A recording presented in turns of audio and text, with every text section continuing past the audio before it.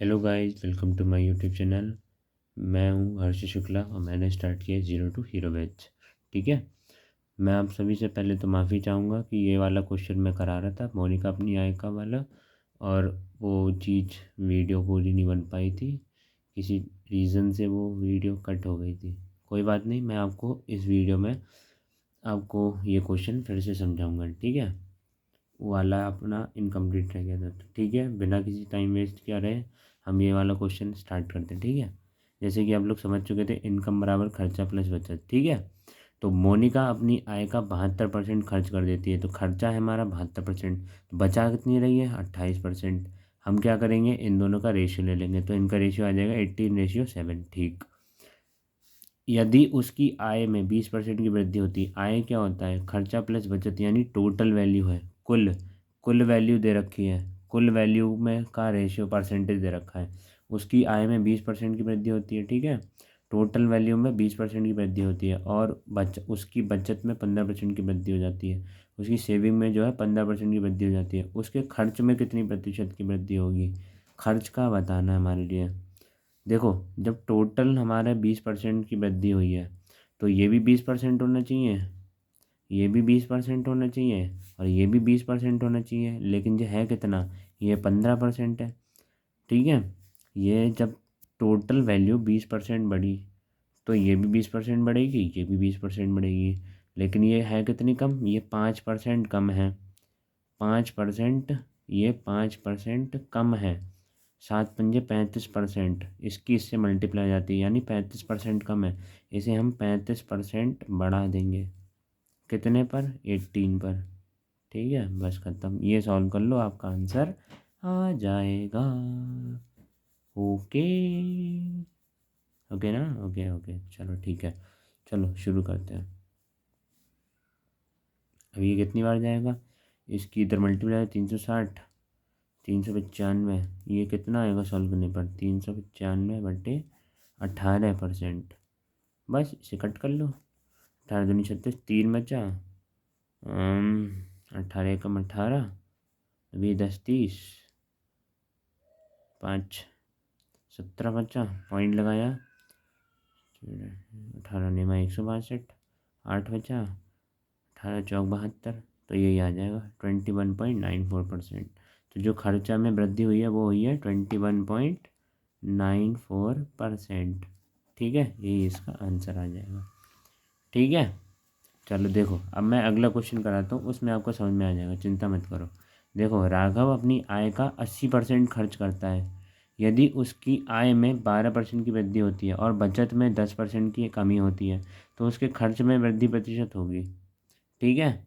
देखो, राघव अपनी आय का 80% खर्च करता है। देखो, खर्चा और बचत, 80% खर्च कर रहा है, तो बचा कितना रहा है, 20% बचा रहा है। ठीक है। अब इनका ले लियो रेशियो, रेशियो ये परसेंटेज से परसेंटेज कट जाएगा, ये 20 से काट लो, 20 × 20, 24 × 80, तो रेशियो आ गया कितना, 4:1। रेशियो आ गया इनका 4:1। यदि उसकी आय में, आय होती है हमारी, आय होती है खर्चा प्लस बचत, आय होती है खर्चा प्लस बचत, यानी टोटल वैल्यू। तो कुल वृद्धि कितनी हो रही है, कुल वृद्धि हो रही है, आय में वृद्धि होती है 12% की, कुल वृद्धि होती है 12% की, यानी खर्चा प्लस बचत, है ना। मैंने आपको रिवर्स डेविएशन मेथड बताया था, वैसे ही हो गई है। तो कुल वृद्धि हो रही है 12% की, बचत में 10% की कमी होती है, बचत जो है उसमें 10% की कमी होती है, तो उसके खर्च में वृद्धि बतानी है, खर्च में वृद्धि बतानी है। देखो, कुल वृद्धि हुई है 12% की, 12% की वृद्धि हुई, तो यहाँ भी 12% की वृद्धि होनी चाहिए, और यहाँ भी, और यहाँ भी 12% की वृद्धि होनी चाहिए। लेकिन ये 12 से है कितना कम, ये 12% से कितना कम है, 10% जो है वो 12% से कितना कम है, 10% 12% से कितना कम है, 12×10 22% कम है ये, तो 22% कम है, 22 से कम 22।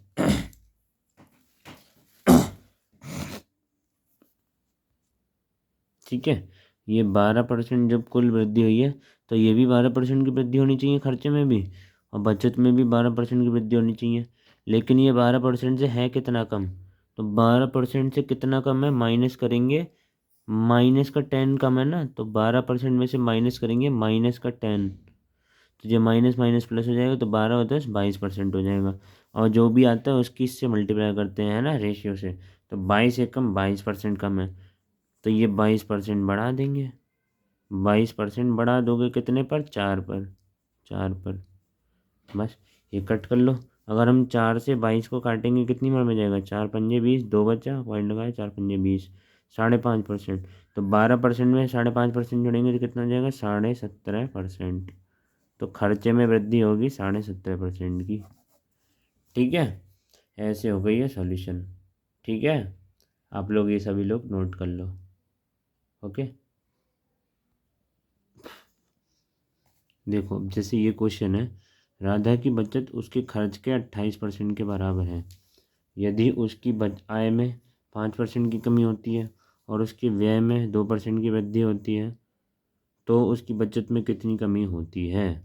ठीक है, समझ आ रहा है। देखो राधा की बचत जो है मतलब सेविंग, उसके खर्चे के 28% के बराबर है, यानी खर्चा के 28% के बराबर है, यानी सेविंग और खर्चे का जो रेशियो है वो है 28%, 28/100, ये मतलब हुआ। ठीक है, तो तुम्हारे लिए खर्चा और सेविंग, सेविंग दे रखा है तुम्हारे लिए, यही कट कर लेते हैं। चलो 4 से ये 7 बार जाएगा, 4 7 या 28, और 4 से जाएगा ये 25 बार 100। ठीक है, देखो अब खर्चा का रेशियो कितना है 25, तो खर्चा हमारा 25 रेशियो, और सेविंग कितनी है 7 7। ठीक है, अब देखो यदि उसकी आय में 5% की कमी होती है, अब उसकी आय जो है 5% की कमी होती है, आय में 5% की कमी होती है, और उसके व्यय में, खर्चे में 2% की वृद्धि होती है, खर्चे में 2% की वृद्धि होती है, तो उसकी बचत में कितनी कमी होती है। अब देखो कुल 5% की कमी हो रही है, तो यहाँ बचत में भी 5% की कमी होनी चाहिए, और खर्चे में भी 5% की कमी होनी चाहिए, है ना। खर्चे में भी 5% की कमी होनी चाहिए, लेकिन ये है कितना ज़्यादा, ये बताओ मुझे, यही तो बताना है भाई। देखो कुल जब 5% की कमी हुई है, तो यहाँ पे भी 5% की कमी होनी चाहिए, यहाँ पे भी 5% की कमी होनी चाहिए, लेकिन ये 2% ज़्यादा है। कितना ज़्यादा है, 5% से कितना ज़्यादा है ये, 5% की कमी होनी चाहिए। अब उससे है कितना ज़्यादा ये, माइनस करो 2%, -7, 7% ज़्यादा है, तो ये है कितना ज़्यादा, 7% ज़्यादा है। कितना ज़्यादा है, 7%। ये देखो 5% की कमी होनी चाहिए, यहाँ भी 5% की कमी होनी चाहिए, यहाँ भी 5% की कमी होनी चाहिए, लेकिन है कितना ज़्यादा ये, -5 से कितना ज़्यादा है, -5 से माइनस करो 2, तो -5, -7% ज़्यादा है। 25 सत्ते, और फिर जो आया है जितना 7% ज़्यादा है ना, तो ये 25 से मल्टीप्लाई होगी, 25 सत्ते 175 ज़्यादा है, तो यहाँ पे 175 कम कर दो 7 पे। ठीक है, 7 दूनी 14, 3 7 पंजे 35, तो ये 30% की कमी होगी, उसकी बचत में कमी जो आएगी वह 30% की कमी आएगी। ठीक है, अब देखो अगला क्वेश्चन है, रूप की बचत उसके खर्च का 16% है। यदि उसकी बचत में 25% की वृद्धि की जाती है और व्यय में 10.5% की वृद्धि की जाती है, तो उसकी आय में कितने प्रतिशत की वृद्धि होती है। अब ये तो नॉर्मल वाला डेविएशन मेथड है, ये रिवर्स डेविएशन मेथड से नहीं होगा, ये नॉर्मल डेविएशन मेथड से होगा। देखो रूप की बचत, यानी सेविंग जो है वो बराबर है उसके खर्च का 16% है, खर्च का 16% है। ये हुआ मतलब सेविंग से खर्चे का रेशियो आ जाएगा कितना, 16%, यानी 16/100। 4 से काटेंगे, 4 × 4 = 16, 4 से 100 हो जाएगा 25 बार। ठीक है, तो सेविंग और खर्चे का रेशियो आ गया 4/25, तो खर्चा और सेविंग का रेशियो आ गया कितना है, खर्चा कितना है 25, रेशियो सेविंग कितनी है 4, ये आ गया खर्चे और सेविंग का रेशियो। यदि उसकी बचत में 25% की वृद्धि की जाती है, बचत में 25% की वृद्धि की जाती है और व्यय में 10.5% की वृद्धि की जाती है, व्यय में 10.5% की वृद्धि की जाती है, तो उसकी आय में कितने प्रतिशत की वृद्धि होती है? आय यानी टोटल कितनी वृद्धि होती है? आय यानी खर्चा प्लस बचत, टोटल वैल्यू पूछी है। अब इसमें तो कोई रिवर्स डेरिवेशन मेथड नहीं लगना है, इसमें तो सिंपल वाला है, बस बता देंगे। अब देखो सॉल्व कर लेंगे। मैंने आपको 2-3 मेथड बताए थे सॉल्व करने के, है ना। चाहे कैसे भी कर लो, चाहे क्रॉस मल्टीप्लाई कर लो, ऐसे करके ऐसे।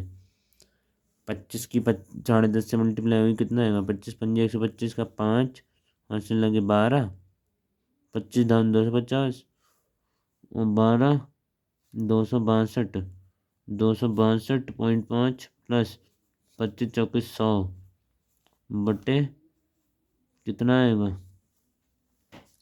इस रेशियो को जोड़ दो, 25×4 = 29। बस यही परसेंट सॉल्व कर लो, आंसर आ जाएगा इतना परसेंट। ठीक है, 250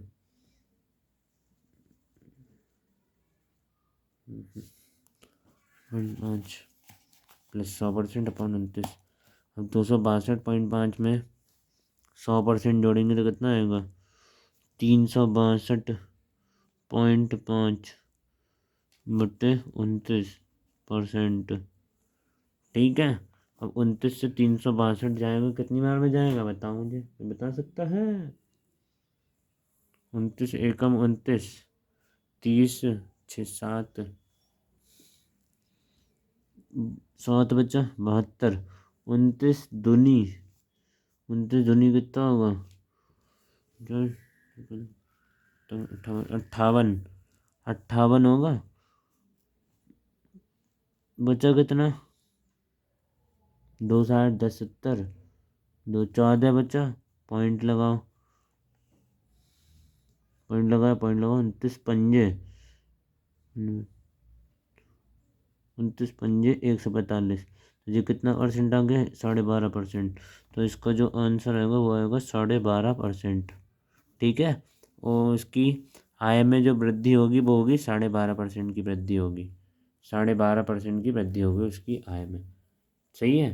देखो डेविएशन मेथड फिर से बता रहा हूँ मैं, अगर आपने डेविएशन मेथड सही से नहीं पढ़ा है तो आपको ये कुछ भी समझ में नहीं आएगा। ठीक है, और डेविएशन मेथड हमें पढ़ना ही पड़ेगा, पढ़ना ही पढ़ना है। पूरे अर्थमेटिक में ये डेविएशन मेथड लगेगा ही लगेगा। ठीक है, आप डेविएशन मेथड से बिल्कुल नहीं बच सकते, तो इससे कोई भी लोग कॉम्प्रोमाइज़ मत करें।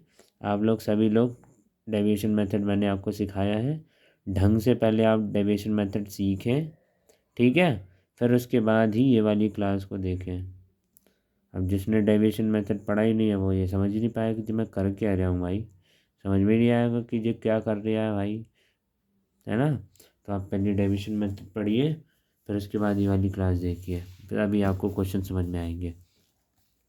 अब देखो ये अगला क्वेश्चन है, साहिल अपनी आय का 87.5% खर्च करता है और यदि उसकी आय में 11.5 से 1/9% की वृद्धि होती है और उसके व्यय में 14.28% की वृद्धि होती है, तो उसकी वर्तमान बचत प्रतिशत क्या है? लो, ठीक है, बचत प्रतिशत बताना है। देखो खर्चा और बचत, ठीक है। अब मैं चलो ऐसे परसेंटेज जो लिखा है इसे ब्रेक करके फ्रैक्शन में कन्वर्ट करके करता हूँ। 87.5% को अगर हम फ्रैक्शन में लिखेंगे कितना लिखेंगे? 87.5% को हम फ्रैक्शन में लिखेंगे तो कितना लिखेंगे? परसेंटेज हटाओ, डबल ज़ीरो आ जाएगा, डेसिमल हटाओ, ज़ीरो आ जाएगा। ठीक, जरा किससे कटेगा? 25 से कटेगा। देखो 25×4 = 0, 25×3 = 75, 12 बचा, 25×5 = 125। ठीक है, 5 से काटो, 5 8 40, 5 7 35। ठीक है, अब देखो साहिल अपनी आय का 87.5% खर्च करता है। आय का यानी अगर उसकी आय 8 है तो वो 7 खर्च कर रहा है। खर्च कितना कर रहा है? 7। आय है कितनी? 8, 8 में से 7 खर्च कर रहा है, बचा कितना रहा? 1। ठीक है, देखो जो अटपटी सी मतलब परसेंटेज दे रखी हो, है ना, सड़ी हुई सी एकदम खतरनाक, तो उसको क्या करो, फ्रैक्शन में कन्वर्ट कर लो। मैंने क्या करा, 87.5% खर्च करता है, तो 87.5 को मैंने फ्रैक्शन में कन्वर्ट कर लिया। तो 87.5 को फ्रैक्शन में कन्वर्ट करा हमने, क्या निकल के आया, 7/8।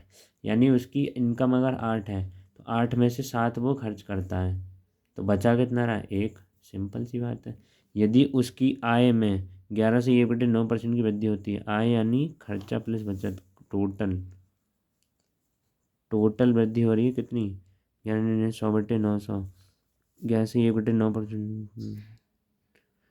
1/9% को अगर फ्रैक्शन में लिखेंगे तो आएगा 1/9। यानी अब हुआ क्या, देखो उसकी आय में 11 से 1/9% की वृद्धि होती है। 11 से 1/9 मतलब 11 100/9, यानी 100/9% की वृद्धि होती है कुल। और उसके व्यय में 14.28% की वृद्धि होती है। खर्चा जो है उसके खर्चे में 14.28% की वृद्धि होती है। तो उसकी वर्तमान बचत प्रतिशत क्या है, बचत प्रतिशत बताना है। देखो कुल 100/9% की वृद्धि होती है, तो यहाँ भी 100/9% की वृद्धि होनी चाहिए, यहाँ भी 100/9% की वृद्धि होनी चाहिए।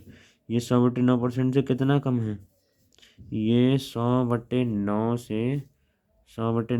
से कितना कम है, 14.28%। तो ये मल्टीप्लाई कर लो भाई, ये तो बहुत लेंथी जाएगा यार। ओहो, इससे बढ़िया तो फ्रैक्शन में कन्वर्ट करके करना चाहिए था। छोड़ो इसको, परसेंटेज में ना करके फ्रैक्शन में कन्वर्ट करके करते हैं, ठीक है। जैसे ये 100/9% छोड़ो, इसको क्या लिख सकते हैं, 11 से 1/9% है, 11 1 100/900, 100/900 मतलब 1/9, कुल 1/9 की वृद्धि हुई है, ठीक है। तो यहाँ पर भी 1/9 की वृद्धि होनी चाहिए, और यहाँ भी 1/9 की वृद्धि होनी चाहिए। एक जो 14.28%, रुको यार ये गलती हो गया, फिर से समझाता हूँ। देखो खर्चा और बचत का रेशियो निकल के आया था हमारा कितना, 7/1। खर्चा और बचत का रेशियो 7/1 निकल के आया था। अब देखो हुआ क्या, यदि उसकी आय में 11 से 1/9% की वृद्धि होती है, यानी कुल जो वृद्धि हो रही है वो 11 से 1/9% की हो रही है। 11 से 1/9% को फ्रैक्शन में लिखेंगे तो 1/9 की वृद्धि हो रही है, यानी 1/9 की वृद्धि होती है, ठीक है।